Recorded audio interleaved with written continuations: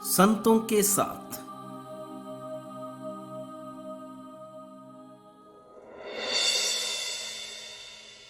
आज कैथोलिक कलीसिया सियन्ना की संत कैथरीना को याद करती है।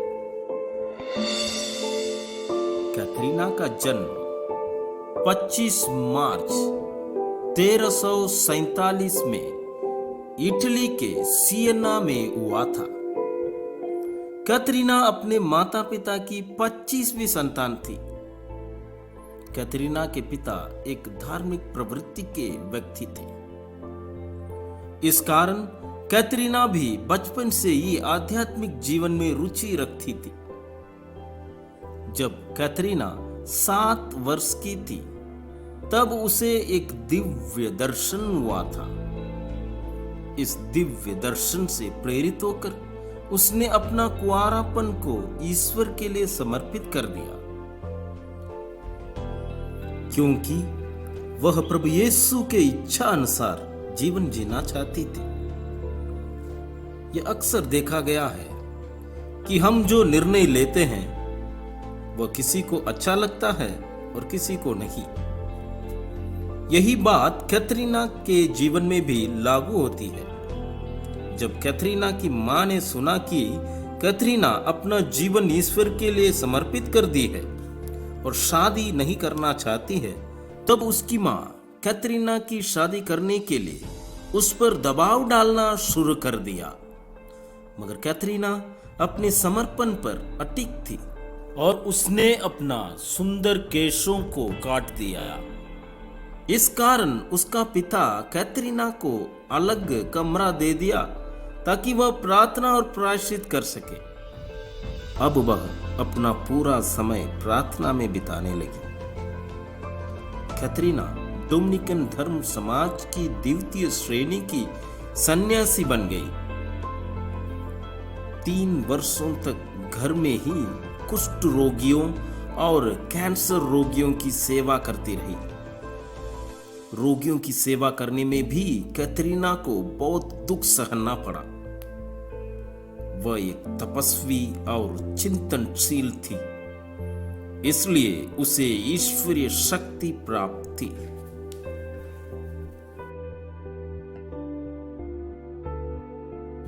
कैथरीना जब सियन्ना में थी तब उसके पास बहुत से स्त्री पुरुष आध्यात्मिक सलाह लेने आते थे। कैथरीना को थोड़ा बहुत पढ़ना लिखना आता था। इस कारण उसके सभी पत्रों को उसके सचिव लिखता था।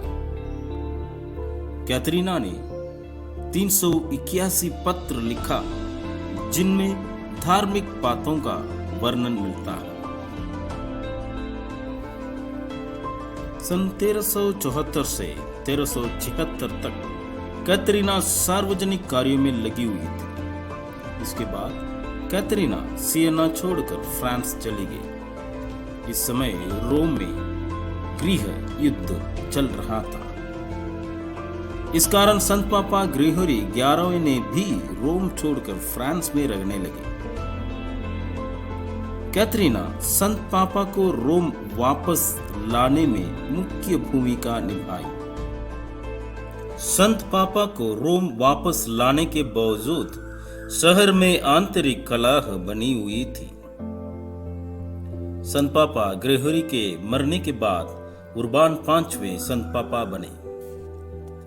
संत पापा उर्बान बहुत ही कठोर प्रवृत्ति के थे।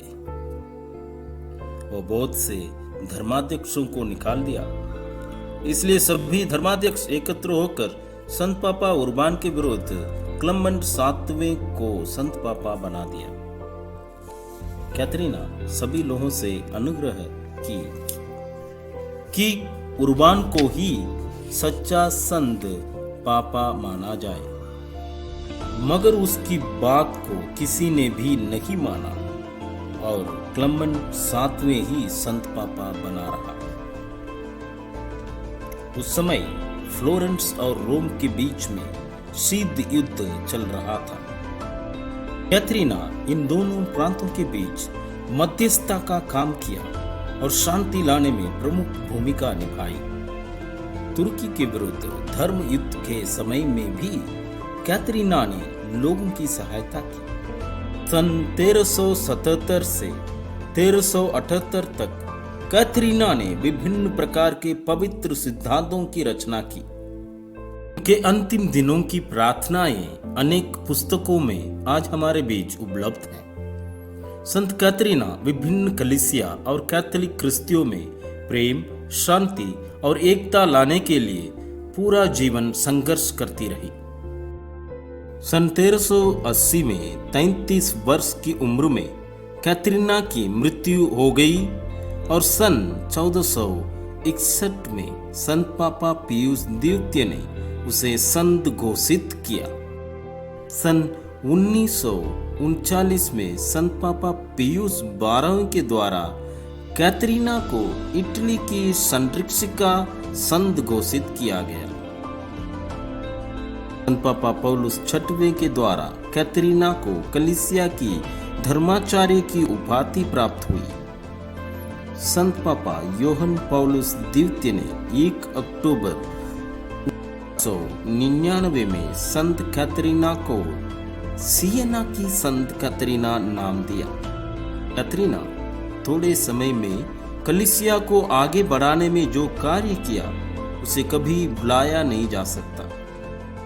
जिस समय कलीसिया कठिन दौर से गुजर रही थी, समय सियना की संत कैथरीना ने कलीसिया को एकता के एक सूत्र में बांधने का प्रयास किया।